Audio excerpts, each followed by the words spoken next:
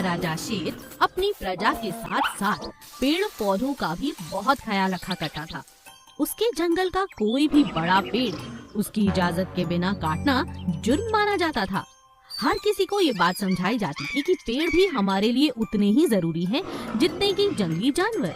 राजा शेर की ये बात वहाँ पर रहने वाला हर जानवर मानता था। इसी बात से सभी पेड़ पौधे और बड़े बुजुर्ग पेड़ इस बात से बहुत खुश होते थे और राजा का धन्यवाद करना चाह रहे थे। एक दिन एक आम के बागीचे में कुछ आम के पेड़ आपस में बात करने लगे। अरे भाई वाह, मैं तो धन्य हो गया। इस जंगल में मेरा जन्म हुआ। यहाँ का राजा शेर हमारे कितना ख्याल रखता है। उसे हमेशा हमारी फिक्र रहती है। मैंने तो कभी सोचा भी नहीं था कि मैं 80 साल की उम्र जी पाऊंगा। मैं दिल से उनका धन्यवाद करना चाहता हूँ। ये बात तो तुमने बिल्कुल ठीक कही। हमारे राजा शेर न होते तो ना जाने हम कब के कट चुके होते और शहरों में दरवाजे खिड़की का काम कर रहे होते। हमें उन्हें कुछ उपहार में देना चाहिए। सभी पेड़ आपस में बात करते हैं और अपने भगवान पेड़ को याद करते हैं। भगवान पेड़ प्रकट हो जाते हैं। मैं सब जानता हूँ कि वो वाकई ही बहुत नेक दिल का राजा है। आप सब शायद अपनी शक्तियों को भूल गए हैं। अगर कोई पेड़ 80 साल या 100 साल से ज्यादा जीता है तो उसकी जटाएं निकलने लगती हैं और वो पूरी तरह से बहुत ज्यादा भगवान के करीब हो जाता है। यानी जादू और ताकत भरपूर मात्रा में उसके पास होती है। अब आप लोग अपनी ताकत और अपनी खूबसूरती के साथ उसे जो चाहे दे सकते हैं। भगवान पेड़ इतना कहकर वहाँ से चला जाता है। पेड़ समझ जाते हैं कि उन्हें क्या करना है।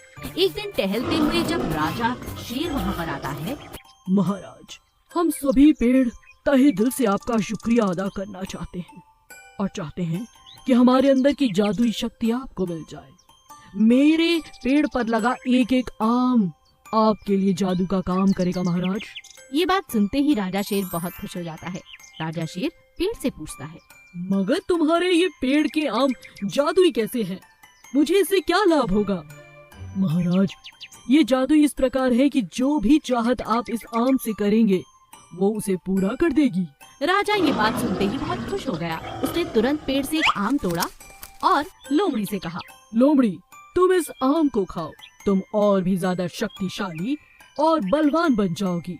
जैसे ही लोमड़ी ने उस आम को खाया वो शक्तिशाली और बलवान बन गई। यह देखकर राजा शेर बहुत खुश हुआ।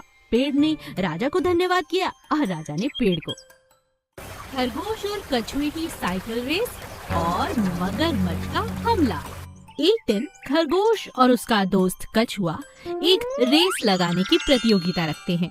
खरगोश कछुए से कहता है, अरे दोस्त, अब तो हम दोनों साइकिल चलाना सीख चुके हैं। क्यों ना आज साइकिल प्रतियोगिता हो जाए।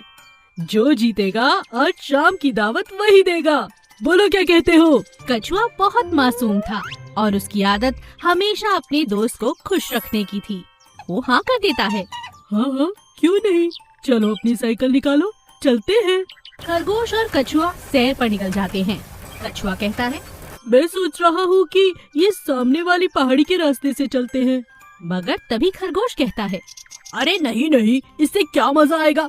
मैं बताता हूँ, ये दरिया पार करना होगा।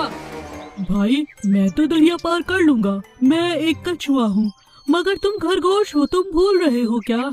खरगोश को ये बात बहुत बुरी लगती है। तुम मुझे मूर्ख समझते हो? मेरे पास ऐसे बहुत से उपाय हैं जिससे मैं दरिया पार कर सकता हूँ। तुम्हें प्रतियोगिता में भाग ही नहीं लेना। तुम्हें मुझे नीचा दिखाना है, इसीलिए ये सब कर रहे हो ना? खरगोश नाराज हो जाता है। कछुआ उसे समझाता है, अरे बस करो, चलो प्रतियोगिता शुरू करो। मगर मन ही मन कछुआ बहुत चिंतित था। वो नहीं जानता था कि कैसे खरगोश दरिया को पार करेगा। इस तरह से तो उसकी जान आफत में आ सकती है। और वैसा ही हुआ। जैसे ही खरगोश ने एक प्लान बनाया। मैं बहुत चालाक हूँ। मैं जानता हूँ मैं दरिया पार नहीं कर सकता तैरकर, लेकिन मैं अपनी साइकिल पर बैठकर दरिया पार कर सकता हूँ। और वो मेरा दोस्त मगरमच्छ, वो मेरी मदद जरूर करेगा। खरगोश को लगता है कि उसका दोस्त मगरमच्छ जो दरिया में रहता था उसका बहुत ख्याल रखेगा। मगर ऐसा कुछ भी नहीं हुआ। जैसे ही उसने मगरमच्छ से मदद मांगी, मगरमच्छ हाँ कर देता है। लेकिन कई दिनों से मगरमच्छ को खाने को कुछ भी नहीं मिला।